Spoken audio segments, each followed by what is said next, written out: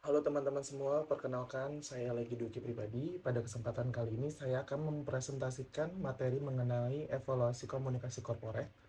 Materi ini membahas bagaimana organisasi mengevaluasi strategi komunikasi mereka agar dapat berjalan efektif dan mencapai tujuan yang telah ditetapkan. Berikutnya ada definisi evaluasi komunikasi korporat. Evaluasi komunikasi korporat adalah proses menilai efektivitas strategi komunikasi organisasi, memastikan pesan mencapai target audiens, dan mendukung tujuan organisasi melalui umpan balik dan analisis yang sistematis. Evaluasi menjadi elemen krusial yang harus dilakukan secara menyeluruh. Tanpa evaluasi yang tepat, organisasi beresiko berjalan dalam ketidakpastian menginvestasikan sumber daya pada strategi yang kurang efektif dan gagal membangun hubungan yang kuat dengan para pemangku. Evaluasi komunikasi korporat ini adalah sebuah proses untuk menilai efektivitas strategi komunikasi organisasi. Tujuannya adalah untuk memastikan bahwa pesan yang disampaikan benar-benar mencapai target audiens dan mendukung tujuan organisasi. Evaluasi ini sangat penting karena tanpa evaluasi yang tepat, organisasi beresiko menjalankan strategi komunikasi yang tidak efektif dan membuang sumber daya. Selanjutnya, pentingnya evaluasi komunikasi. Evaluasi komunikasi memiliki beberapa fungsi utama, yaitu mengukur dampak komunikasi terhadap audiens dan organisasi, mengidentifikasi kelemahan strategi komunikasi, mengoptimalkan penggunaan sumber daya. Misalnya, sebuah studi yang diterbitkan dalam Journal of Communication Management menemukan bahwa organisasi yang secara teratur mengevaluasi strategi komunikasi mereka cenderung lebih sukses dalam mencapai tujuan komunikasi mereka. Selain itu, peneliti menunjukkan bahwa organisasi yang rutin melakukan evaluasi komunikasi cenderung lebih berhasil dalam mencapai tujuan mereka. Selanjutnya ada jenis evaluasi. Jadi untuk jenis evaluasi komunikasi di sini, evaluasi komunikasi dibagi menjadi beberapa jenis. Satu, ada evaluasi internal, ada evaluasi eksternal, evaluasi operasional, evaluasi hasil atau outcome. Keempat jenis ini saling melengkapi dalam menilai efektivitas komunikasi secara menyeluruh. Evaluasi internal guna menilai konsistensi komunikasi dengan tujuan organisasi. Evaluasi eksternal mengukur dampak komunikasi kepada audiens luar. Evaluasi operasional menilai efektivitas pelaksanaan strategi komunikasi. Evaluasi hasil atau outcome mengukur strategi komunikasi telah mencapai tujuan. Selanjutnya kita akan membahas tentang evaluasi internal. Pada bagian ini saya akan menjelaskan mengenai fokus internal dalam komunikasi korporat. Evaluasi internal penting untuk menilai apakah komunikasi dalam organisasi sudah selaras dengan visi misi dan nilai perusahaan. Selain itu, evaluasi internal juga bertujuan untuk meningkatkan kepuasan kerja karyawan serta keterlibatan karyawan dalam proses komunikasi di dalam perusahaan. Stakeholder internal adalah pihak yang terlibat langsung dalam kegiatan operasional perusahaan, seperti karyawan, staf, manajer, dan eksekutif. Oleh karena itu, evaluasi internal dilakukan untuk mengetahui apakah pesan yang disampaikan manajemen sudah jelas, apakah karyawan merasa puas dengan lingkungan kerja, serta apakah karyawan memiliki kemauan untuk terlibat dan berpartisipasi dalam kegiatan perusahaan. Contohnya, sebuah perusahaan startup dengan keterbatasan anggaran lebih efektif menggunakan media sosial organik dibanding iklan berbayar yang mahal. Contoh lainnya, sebuah perusahaan retail menemukan bahwa banyak karyawan toko tidak membaca email kantor. Setelah dilakukan evaluasi internal, perusahaan memindahkan pengumuman penting ke grup WhatsApp dan briefing pagi, karena informasi lebih cepat diterima oleh karyawan operasional. Dari contoh tersebut dapat disimpulkan bahwa evaluasi internal membantu perusahaan menentukan strategi komunikasi yang paling efektif sesuai dengan kondisi internal organisasi. Selanjutnya, ada metode evaluasi internal. Selanjutnya saya akan menjelaskan mengenai metode evaluasi internal dalam komunikasi korporat, di mana metode pertama itu ada analisis SWOT internal. Metode ini digunakan untuk mengidentifikasi kekuatan dan kelemahan internal organisasi dalam mendukung strategi komunikasi. Dengan analisis ini, perusahaan dapat mengetahui kemampuan internal yang dimiliki serta hambatan yang mungkin dihadapi dalam menjalankan strategi komunikasi. Selanjutnya ada audit komunikasi internal. Audit komunikasi bertujuan untuk mengukur efektivitas komunikasi dalam organisasi dan memastikan bahwa pesan yang disampaikan oleh manajemen dapat diterima dan dipahami dengan jelas oleh karyawan. Selanjutnya ada benchmarking internal. Benchmarking internal dilakukan dengan membandingkan kinerja komunikasi yang ada saat ini dengan standar atau praktik terbaik dalam organisasi yang sama antar divisi sehingga perusahaan dapat mengetahui bagaimana yang perlu diperbaiki gitu. Selanjutnya ada analisis kesesuaian sumber daya atau resource analysis. Metode ini digunakan untuk mengevaluasi apakah organisasi memiliki sumber daya yang cukup, seperti tenaga kerja, anggaran, dan teknologi untuk mendukung strategi komunikasi yang akan dijalankan. Selanjutnya ada juga alignment check, di mana bertujuan untuk memastikan bahwa strategi komunikasi selaras dengan visi, misi, dan nilai inti organisasi. Hal ini dilakukan dengan membandingkan strategi komunikasi dengan dokumen strategis perusahaan seperti rencana strategis atau core value perusahaan. Yang terakhir ada employment engagement analysis. Metode ini digunakan untuk menilai sejauh mana karyawan terlibat dalam strategi komunikasi perusahaan. Evaluasi ini dapat dilakukan melalui survei internal, polling, atau melihat tingkat partisipasi karyawan dalam kegiatan atau pelatihan komunikasi. Dari berbagai metode tersebut dapat disimpulkan bahwa evaluasi internal bertujuan untuk memastikan bahwa komunikasi di dalam organisasi berjalan efektif, didukung oleh sumber daya yang memadai serta selaras dengan tujuan organisasi. Metode ini membantu organisasi memastikan bahwa komunikasi internal berjalan efektif dan relevan. Selanjutnya kita akan membahas tentang evaluasi eksternal. Untuk mengenai fokus evaluasi eksternal dalam komunikasi korporat, evaluasi eksternal berperan sebagai kompas bagi perusahaan untuk memahami perubahan lingkungan, memahami kebutuhan audiens, serta menjaga hubungan dengan para pemangku kepentingan di luar organisasi. Stakeholder eksternal adalah pihak yang berada di luar struktur organisasi tetapi memiliki pengaruh terhadap keberlangsungan bisnis perusahaan. Stakeholder eksternal tidak hanya sebagai penerima pesan, tapi juga sebagai mitra yang membantu perusahaan dalam membangun kepercayaan, reputasi, dan pertumbuhan perusahaan. Stakeholder eksternal meliputi pelanggan potensial, pemasok, investor, mitra bisnis, pemerintah dan regulator, media, masyarakat, dan komunitas, serta ada kompetitor, akademis, dan peneliti. Melalui evaluasi eksternal, perusahaan dapat mengetahui kebutuhan dan harapan stakeholder, memahami persepsi publik terhadap perusahaan, serta menyesuaikan strategi komunikasi agar lebih relevan dan tepat sasaran. Dengan demikian, evaluasi eksternal penting karena membantu perusahaan menjaga hubungan yang baik dengan stakeholder, meningkatkan reputasi perusahaan, serta mendukung keberlangsungan bisnis dalam jangka panjang. Selanjutnya kita akan membahas tentang evaluasi pelanggan. Evaluasi kepuasan pelanggan bertujuan untuk mengukur kepuasan dan loyalitas pelanggan. Salah satu metode yang digunakan adalah Net Promoter Score atau NPS, yaitu dengan menanyakan seberapa besar kemungkinan pelanggan merekomendasikan produk kepada orang lain dengan skala 0-10. Hasilnya dibagi menjadi 3 kategori, yaitu detektor, pasif, promotor. Selain NPS, evaluasi pelanggan juga dapat dilakukan melalui survei audiens, segmentasi audiens, dan pemetaan stakeholder. Evaluasi ini penting untuk mengetahui loyalitas pelanggan dan memperbaiki strategi komunikasi perusahaan. Melalui metode ini, perusahaan dapat memahami tingkat loyalitas pelanggan dan meningkatkan hubungan jangka panjang. Pada tabel ini ditunjukkan contoh metrik evaluasi pelanggan yang digunakan untuk mengukur efektivitas komunikasi perusahaan terhadap pelanggan. Terdapat 3 aspek utama yang dinilai, yaitu kepuasan pelanggan, loyalitas pelanggan, dan umpan balik pelanggan. Aspek pertama adalah kepuasan pelanggan. Yang dinilai adalah seberapa puas pelanggan terhadap produk atau layanan perusahaan. Cara menilainya dapat dilakukan melalui survei, rating, dan Net Promoter Score atau NPS. Contoh hasil evaluasinya misalnya perusahaan mendapatkan skor NPS sebesar 75, namun masih terdapat keluhan terkait pengiriman. Artinya, secara umum pelanggan puas, tetapi masih ada aspek layanan yang perlu diperbaiki. Aspek kedua adalah loyalitas pelanggan. Yang dinilai adalah beberapa banyak pelanggan yang melakukan pembelian ulang. Cara menilainya dapat dilihat dari data transaksi pelanggan. Contohnya, hasil evaluasi menunjukkan bahwa 40% pelanggan melakukan pembelian kembali dalam waktu 6 bulan. Hal ini menunjukkan tingkat loyalitas pelanggan cukup baik. Selanjutnya, ada umpan balik pelanggan yang dinilai adalah pendapat atau masukan dari pelanggan terhadap produk atau layanan perusahaan. Cara menilainya dapat melalui komentar di media sosial atau formulir feedback. Contohnya, pelanggan memberi masukan bahwa mereka menginginkan lebih banyak fitur produk. Informasi ini dapat digunakan perusahaan untuk melakukan inovasi produk. Dari tabel ini dapat disimpulkan bahwa evaluasi pelanggan tidak hanya mengukur kepuasan, tetapi juga loyalitas dan masukan dari pelanggan, sehingga perusahaan dapat memperbaiki strategi komunikasi dan layanan mereka.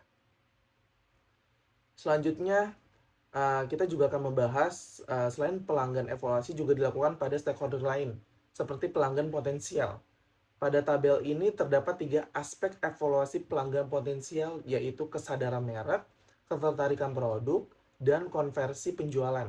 Kesadaran merek diukur melalui survei, ketertarikan diukur melalui lead generation, dan konversi diukur melalui data penjualan. Dari hasil tersebut, perusahaan dapat mengetahui apakah strategi komunikasi berhasil menarik calon pelanggan hingga menjadi pelanggan. Selanjutnya ada pemasok. Pada tabel ini terdapat 3 aspek evaluasi pemasok, yaitu kinerja pengiriman, kesesuaian kontrak, dan komunikasi bisnis.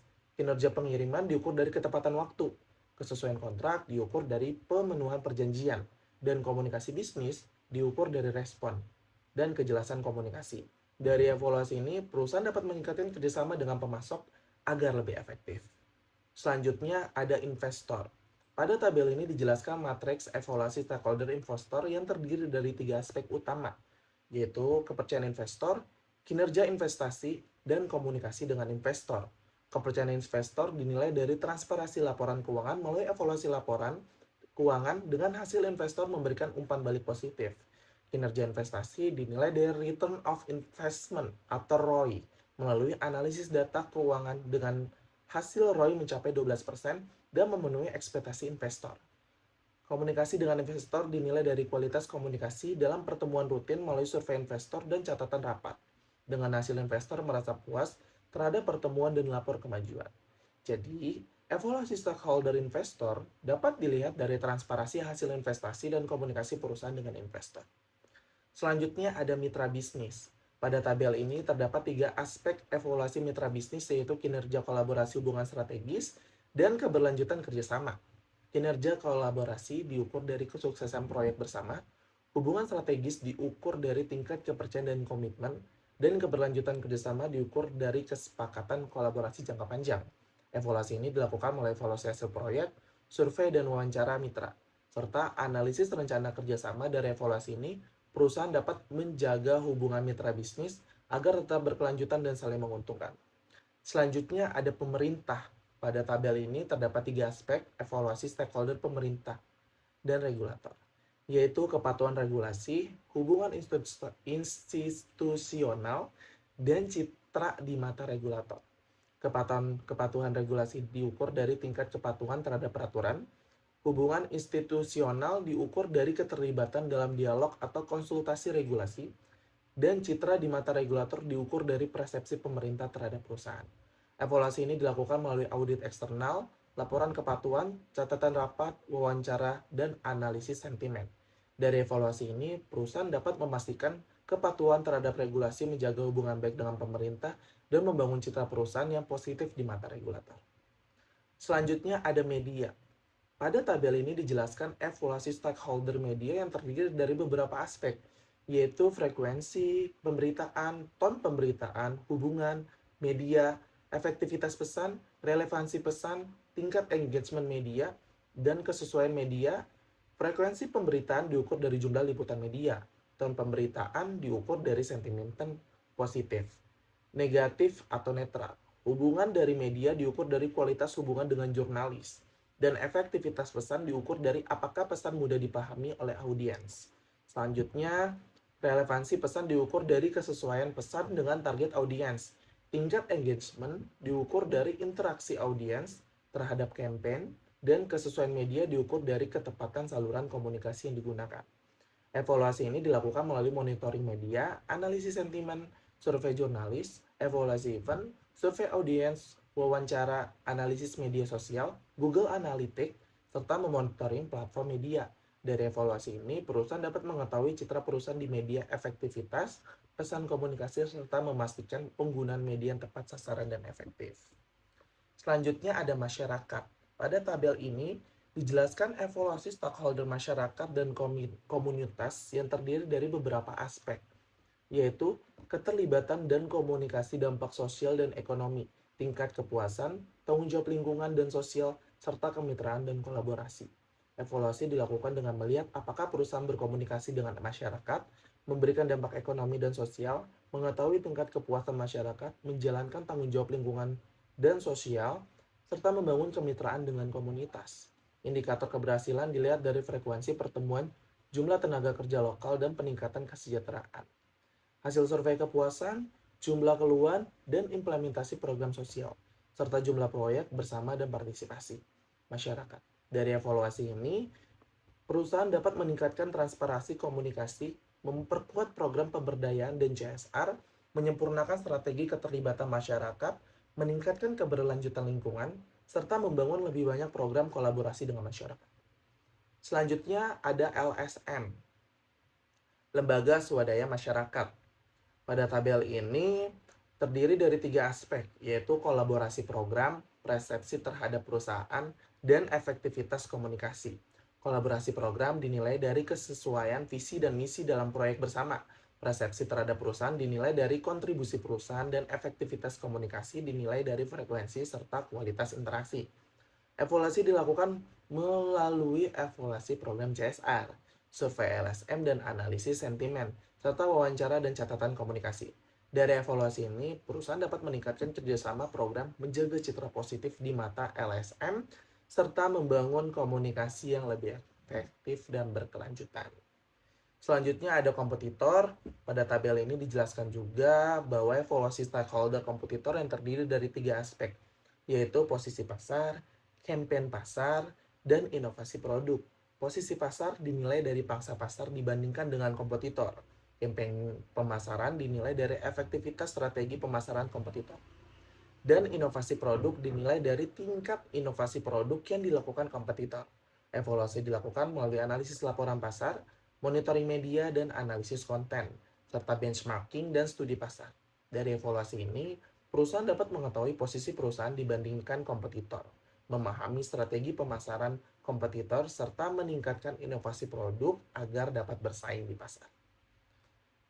Selanjutnya ada akademis. Pada tabel ini dijelaskan evaluasi stakeholder akademis dan peneliti yang terdiri dari 3 aspek, yaitu relevansi penelitian, kolaborasi akademik, dan hasil penelitian. Relevansi penelitian dinilai dari hubungan penelitian dengan kebutuhan perusahaan. Kolaborasi akademik dinilai dari jumlah proyek kolaborasi. Dan hasil penelitian dinilai dari dampak penelitian terhadap inovasi perusahaan. Evaluasi dilakukan melalui evaluasi proposal penelitian, catatan kerjasama, dan analisis hasil penelitian. Dari evaluasi ini, perusahaan dapat memastikan penelitian sesuai dengan kebutuhan perusahaan, meningkatkan kerjasama dengan akademisi, serta menghasilkan inovasi yang bermanfaat bagi perusahaan. Jadi, evaluasi stakeholder dilakukan untuk mengetahui kinerja, hubungan, komunikasi, persepsi, dan dampak perusahaan terhadap seluruh stakeholder. Dengan evaluasi ini, perusahaan dapat memperbaiki strategi, meningkatkan kerjasama, menjaga hubungan dengan stakeholder, serta meningkatkan daya saing dan keberlanjutan perusahaan. Dan setiap stakeholder memiliki kepentingan yang berbeda, sehingga strategi komunikasi harus disesuaikan. Selanjutnya kita akan membahas tentang evaluasi operasional. Evaluasi operasional dalam komunikasi korporat bertujuan untuk memastikan bahwa seluruh kegiatan komunikasi berjalan sesuai strategi dan tujuan perusahaan, serta untuk menilai efektivitas dan mengidentifikasi perbaikan yang diperlukan. Pada tabel matriks evaluasi operasional terdapat 2 kolom, yaitu kategori dan aspek evaluasi. Untuk kategori pertama ada perencanaan strategis yang dievaluasi dari konsistensi strategi komunikasi dengan visi perusahaan serta efektivitas perumusan pesan. Kategori kedua ada implementasi program yang dievaluasi dari kepatuhan terhadap rencana komunikasi dan efektivitas pelaksanaan campaign. Selanjutnya ada pengelolaan krisis yang dievaluasi dari respon terhadap isu atau krisis serta kecepatan dan akurasi komunikasi.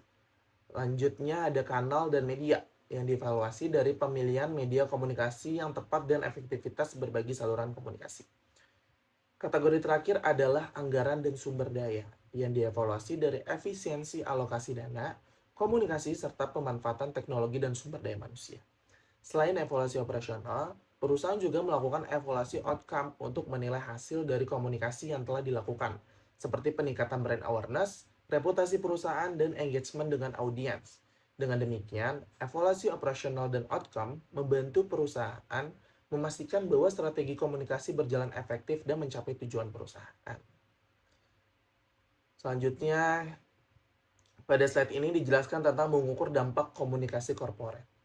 Evaluasi hasil komunikasi dilakukan untuk mengukur dampak strategi komunikasi terhadap tujuan organisasi, yang dapat dilihat dari indikator seperti brand awareness, reputasi, engagement, dan penjualan. Pada tabel pertama terdapat 4 aspek evaluasi. Aspek pertama adalah peningkatan brand awareness yang dinilai dari apakah brand lebih dikenal oleh audiens atau target dengan metode survei pra dan pasca campaign serta analisis media. Dan hasilnya menunjukkan peningkatan pengenalan merek sebesar 30% setelah kampanye iklan digital. Aspek kedua adalah peningkatan reputasi yang dinilai dari apakah reputasi perusahaan meningkat dengan metode survei persepsi publik dan analisis media.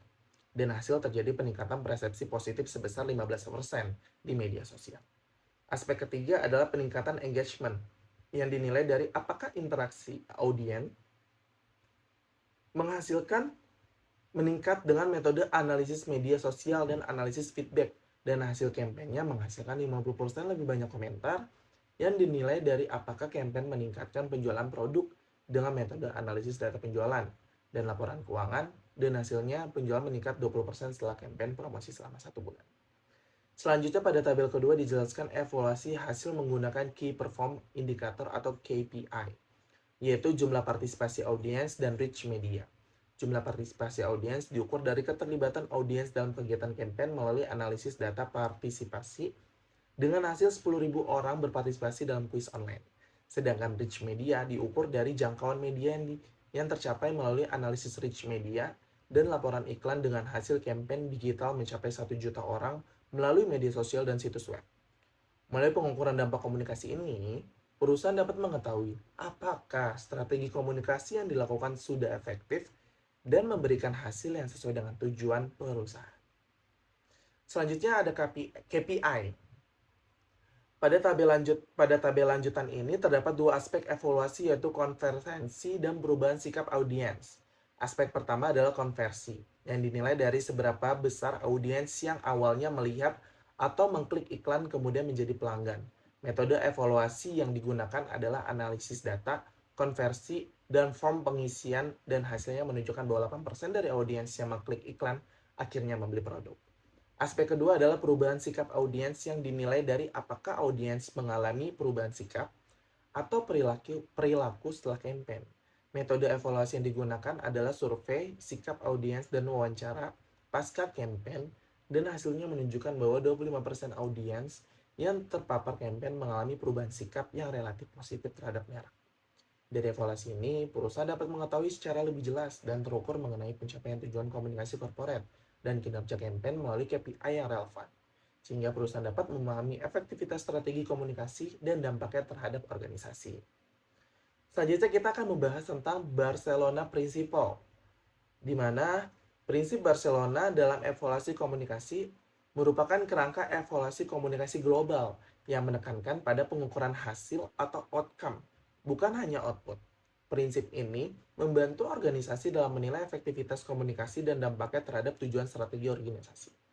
Prinsip Barcelona dikembangkan pada tahun 2010 oleh AMEC, yaitu International Association for Measurement and Evaluation of Communication, dan kemudian diperbarui pada tahun 2015 untuk memberikan panduan yang lebih jelas dalam mengevaluasi hasil komunikasi. Dengan menggunakan prinsip Barcelona, perusahaan tidak hanya mengukur jumlah publikasi atau kegiatan komunikasi, tetapi juga mengukur dampak komunikasi seperti perubahan persepsi, peningkatan reputasi, engagement, dan hasil bisnis. Oleh karena itu, prinsip ini menjadi pedoman penting dalam evaluasi komunikasi korporat agar evaluasi yang dilakukan lebih terukur dan berorientasi pada hasil. Untuk perkembangan Barcelona sendiri, ini dalam evaluasi komunikasi, prinsip Barcelona merupakan kerangka evaluasi komunikasi global yang menekankan pada pengukuran hasil atau outcome. Prinsip Barcelona dikembangkan pada tahun 2010 oleh AMEC, kemudian diperbarui pada tahun 2015 untuk memberikan panduan yang lebih jelas dan menghasilkan evaluasi. Dengan menggunakan prinsip Barcelona, perusahaan tidak hanya mengukur jumlah publikasi atau kegiatan komunikasi, tapi juga mengukur seperti perubahan persepsi. Perbedaan Barcelona Principle tahun 2010, 2015, dan 2020, tahun 2010 masih fokus pada dasar evaluasi komunikasi dan hasil, Tahun 2015 mulai menyesuaikan dengan media sosial dan audiens internal. Tahun 2020 menggunakan pendekatan yang lebih holistik, mengintegrasikan semua media audiens internal dan eksternal, serta fokus pada dampak strategis. Selain itu, AVES dinyatakan tidak valid dan transparansi menjadi prinsip penting dalam evaluasi komunikasi. Selanjutnya adalah metrik Barcelona. Slide ini menjelaskan metrik implementasi Barcelona Principle yang terdiri dari 7 prinsip utama, yaitu menetapkan tujuan yang terukur, mengukur outcome bukan hanya output, melibatkan seluruh stakeholder, menggunakan metode kuantitatif dan kualitatif, tidak menggunakan AVES, melakukan pengukuran secara konsisten di semua media, serta melakukan evaluasi secara transparan. Prinsip-prinsip ini membantu perusahaan dalam mengukur efektivitas komunikasi secara lebih akurat dan strategis. Matriks ini menjelaskan bagaimana prinsip-prinsip tersebut ditetapkan dalam praktik termasuk metode evaluasi dan contoh implementasinya. Slide berikutnya kita akan membahas tentang jurnal, di mana saya di sini membahas jurnal McNamara tahun 2014 tentang standar internasional dalam pengukuran dan evaluasi public relation. Di sini ada latar belakang penelitian ini adalah karena praktik evaluasi komunikasi public relation masih belum optimal, karena banyak organisasi hanya mengukur output seperti jumlah publikasi media, jumlah press release, dan exposure.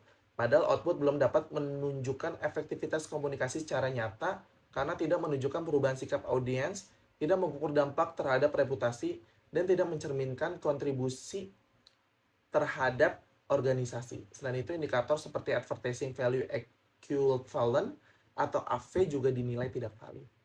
Tujuan dari penelitian ini adalah untuk mengidentifikasi standar global dalam evaluasi komunikasi PR, mengembangkan pendekatan evaluasi yang lebih relevan dan akurat, serta menekankan pentingnya pengukuran berbasis hasil atau outcome dan dampak atau impact. Hasil penelitian menunjukkan bahwa evaluasi komunikasi harus bergeser dari output-based measurement ke outcome-based measurement. Output hanya menunjukkan aktivitas komunikasi, outcome menunjukkan efektivitas komunikasi, dan impact menunjukkan nilai strategi komunikasi terhadap organisasi. Penelitian ini berkaitan dengan Barcelona Principle yang menekankan bahwa evaluasi harus berbasis tujuan, outcome lebih penting daripada output, AV tidak valid, serta evaluasi harus transparan dan terukur. Jadi kesimpulan dari jurnal ini adalah bahwa evaluasi komunikasi harus berfokus pada hasil dan dampak, terintegratis dengan tujuan strategis organisasi, serta membantu organisasi memahami nilai nyata dari komunikasi yang dilakukan. Dengan demikian, evaluasi komunikasi bukan hanya alat pengukuran, tetapi juga alat strategis untuk meningkatkan kinerja organisasi dan hubungan stakeholder. Berdasarkan jurnal McNamara 2014, evaluasi komunikasi harus berfokus pada outcome, perubahan sikap dan engagement, impact, kontribusi terhadap tujuan organisasi. Bukan hanya output seperti jumlah publikasi. Hal ini menunjukkan bahwa komunikasi harus diukur dari dampaknya, bukan hanya aktivitasnya. Jadi untuk kesimpulan dari evaluasi komunikasi ini adalah evaluasi komunikasi korporat merupakan proses strategis yang digunakan untuk menilai efektivitas komunikasi organisasi dalam mencapai tujuan yang telah ditetapkan. Evaluasi komunikasi tidak hanya berfokus pada aktivitas komunikasi atau output, tetapi juga harus mengukur outcome dan impact. Outcome berkaitan dengan perubahan persepsi, sikap, dan engagement audience. Sedangkan impact berkaitan dengan kontribusi komunikasi terhadap tujuan organisasi seperti reputasi, loyalitas, dan kinerja bisnis.